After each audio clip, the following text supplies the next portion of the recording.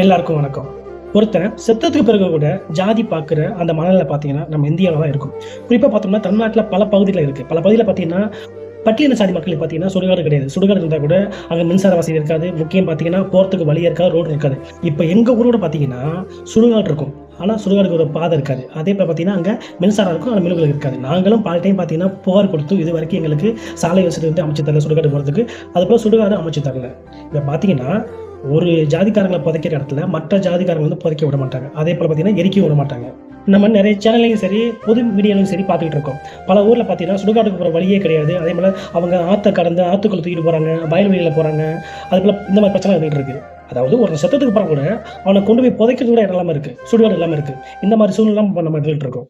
இப்போ இதுக்கு தான் உச்சநீதிமன்றம் என்ன அறிவிச்சிருக்காங்கன்னா, அனைத்து ஜாதி மக்களையுமே ஒரே இடத்துல வந்து அடக்கம் பண்ணலாம், அவங்கள புதைக்கலாம், எரிக்கலாம் அப்படின்னு அறிவிச்சிருக்காங்க. மேலும் யாரெல்லாம் ஏதாவது எதிர்க்கிறாங்களோ தடுக்கிறாங்களோ அவங்க மீது கடுமையான சட்டப்படி நடவடிக்கை எடுக்கப்படணும்னு உச்சநீதிமன்றம் அறிவிச்சிருக்காங்க. முக்கியமா இந்த சேனல் உங்களுக்கு பிடிச்சிச்சுன்னா சப்ஸ்கிரைப் பண்ணுங்க.